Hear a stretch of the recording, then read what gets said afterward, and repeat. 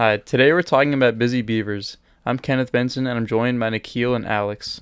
The Busy Beaver game is a game in the field of theoretical computer science created by Tibor Rado in 1962. It involves finding the maximal output of a Turing machine with n states. This means that out of every n state TM, the one with the maximal output is the one that writes the most ones and also halts. It must also have a binary alphabet and start with a tape of all zeros. It is called Busy Beaver because the TM that writes the maximum amount of ones must be constantly moving and writing, much more than a typical TM might do.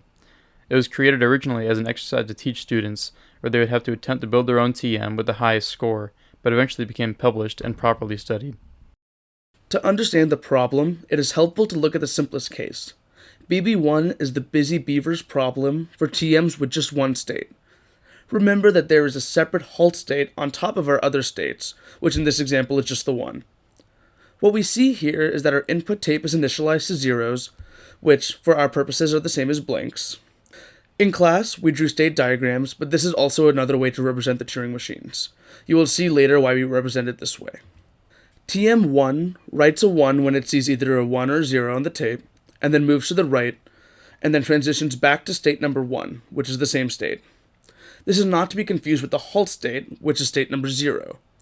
So it reads a 0, writes a 1, moves to the right, and enters the same state. It is now reading a 0 on the tape, so we'll again write a 1, move to the right, and not halt.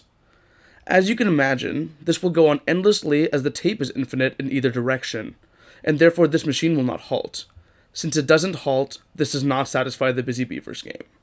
TM2 is defined such that it will either read a 0 or 1, and in both cases, write a 1, shift right, and then transition to state 0, which is the halt state. Here we can see that it will halt, as after just the first step, it will write a 1 to the first cell, move to the right, and then go into the halt state. This machine clearly halts, which means it satisfies the problem, and it has a score of 1, since it only writes a single 1 on the tape before halting. All other versions of a one-state machine operate similarly with either an endless loop, a halt after a single 1 was written, or a third option where it writes a 0 and then halts, which would give us a score of 0. So between the two scores of 0 or 1, the best possible score for the BB1 problem is 1. Part of the issue of why this is such a difficult problem is because there are so many TMs to analyze to see what is the best performing TM for a given state level. We can look again at one-state machines to understand why that is. Each state considers two symbols. Does it read a 1 or a 0? From there, it has three things to consider. What do I write? What direction do I shift? And which state do I go to next? These instructions can be encoded as a 3-bit number as seen on the slide. So in this example, if the machine reads a 1, it will write a 1, move to the right, as 1 is a right shift and 0 is a left shift, and then if it is a 0, it will enter the halt state.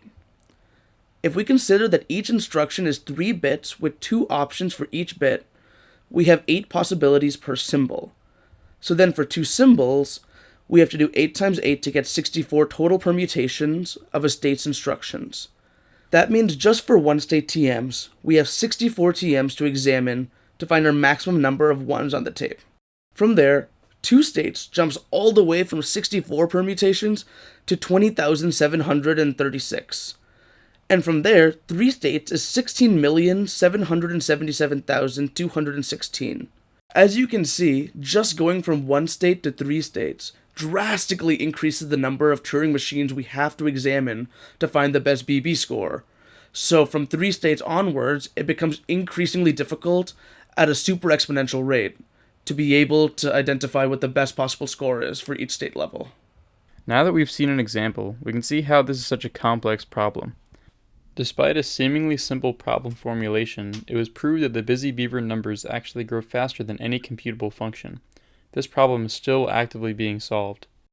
Up to BB4 has been proven, but BB5 is still being calculated in machines across the world, as it clearly has become an enormous problem. 4096 is the current record score for a 5-state Turing machine, meaning it is able to write 4096 ones and halt. Little work has been done on BB6, but the lower bound is estimated to be 10 to the 10,500.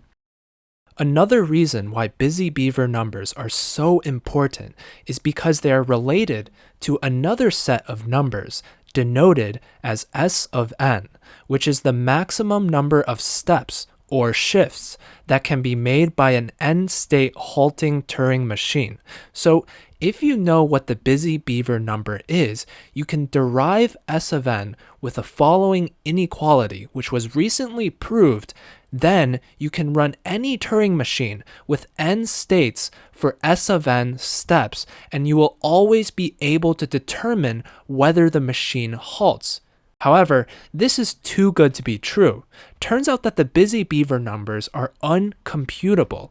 And that doesn't come as a surprise because, see, we mentioned that the busy beaver numbers grow faster than any computable function. So with all of the compute power in the world, we still haven't gotten the fifth busy beaver number. Now we will prove why the busy beaver numbers are uncomputable. Our proof will be done by reducing from the halt TM language, which intuitively makes sense because if we knew the busy beaver number, we can calculate the maximal bound on the number of steps using the bound that we gave earlier, and then we can run the n-state Turing machine for that many steps, which would be able to decide halt TM. But this can't be because halt TM is undecidable. So let's formalize our proof. We'll do it in a way that is similar to the reduction proofs from the class and the book. So assume that the busy beaver numbers are computable.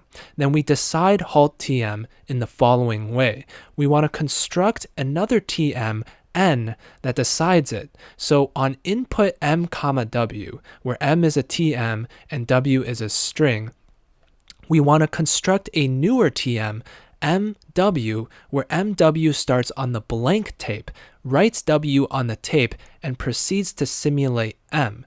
This is basically the same thing as running m on w, except we start with the blank tape because the busy beaver number only applies to Turing machines that start on the blank tape. So now we simulate m on the tape, and basically mw halts and accepts or rejects whenever m does.